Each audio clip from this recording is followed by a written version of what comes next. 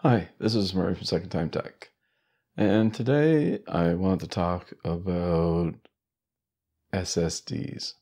And the reason why, well, actually one in particular, and the reason why was because I was looking for one. I wanted a new 2.5-inch, 1 terabyte SSD for my studio computer. And it used to be easy, but not so much now. Especially if you're not just looking at price. If you're trying to look at what's inside of the SSD, it's harder now. I used Amazon. It actually took me quite a while to find the one I wanted. It took me 2 days of looking. Now I'm talking like 6 to 8 hours a day. I'm not talking like 24 hours a day or something like this. But it took me a while. And because I was looking for price and quality. And then, to my amazement, I shouldn't say amazement because they've been getting worse and worse and worse all the time, I have Prime, and I get 2-day shipping. And when I ordered it, it took 8 days to get to me. I mean, that's terrible. Paying for Amazon Prime and getting regular shipping. Whenever it said right on it, Prime, 2-day shipping. And I don't even live in the boonies. That's my little rant on Amazon. But anyway, so what I'm looking for is a drive that has reliability, longevity, and is as fast as a 2.5-inch SATA SSD can be. Part of the problems that I was having was that I needed to know what type of NAND was inside of the SSD. And there are 4 different kinds. There's SLC, which is the most expensive, the fastest, and has the most longevity. Then there's MLC, which is about 10 times less longevity on it, but it's still fast, but not as fast. And then TLC, which a good amount of drives are made from now. And of course, it's about 10 times worse than MLC when it comes to those factors. And then QLC, which is about 30% worse than TLC. And that's what a fair amount of drives have in it is QLC. So that's basically the worst one to get is TLC. Sorry, QLC. So then another thing that makes SSD fast is the type of cache that it has in it. And a cache is an area where you can put the information in quickly, and then the computer that's inside of the SSD, and yes, there is a little computer inside the SSD. I think they call it a controller. But that is a little computer. And what that can do is move the information from the faster cache to the slower NAND in the background. So you don't have to worry about it. And it also does things for longevity, like not using the same NAND cells each time whenever it writes, so that it gets even wear over the drive, which is an important factor also. So it's important to find out to know if you're looking for quality and price. You want to know what type of NAND is inside there and what type of cache it is, because that indicates how fast it runs when transferring large files, because they can actually slow it down to the slowest NAND that's in there if the file size is too big, like if you're working with a really big file size.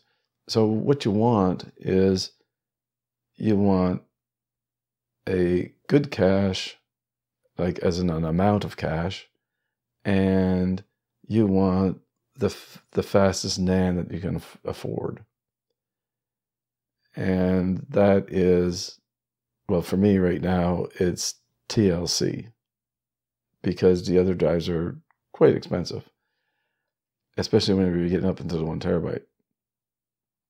So what I decided to look for was 3D TLC NAND. And so I started my look for that. Now, some of the manufacturers do not tell you what's in the SSD for NAND. And I'm not talking about just on Amazon. I'm talking about on their website, going to the model of the SSD you're looking for, pulling up either the spec sheet or the brochure or the info or feature sheet, like whatever they call it, and looking at that. They don't even tell you on that what type of NAND is on it. And to me, if they're not telling you what's on it, then I don't want it, because there's a reason why they're not telling you, just like everything else.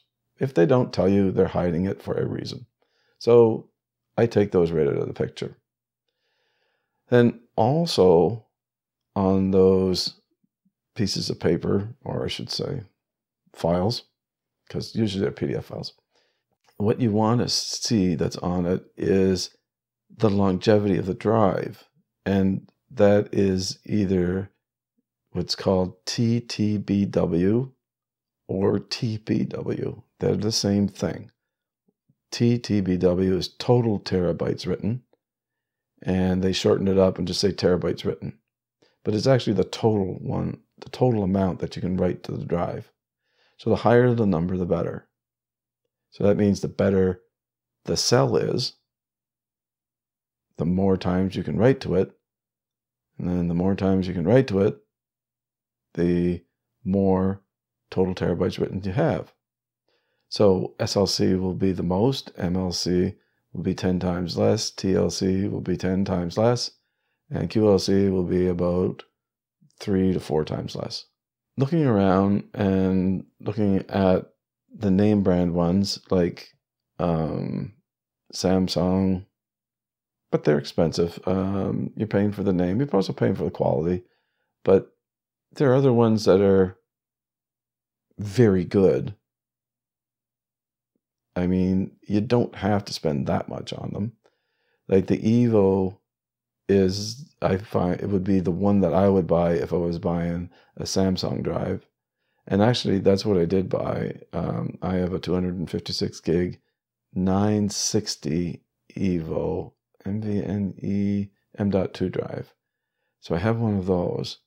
I also have a Kingston drive, and it's also an NVMe drive. But that one is MLC NAND.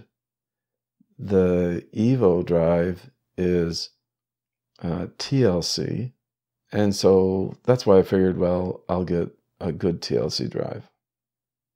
So like I said, after looking and looking and looking,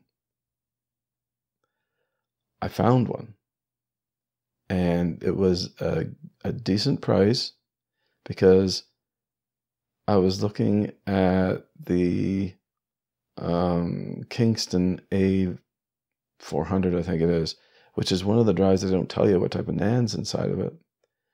And so I was using that as a comparison, like in price, and I found one that was $10 more than that.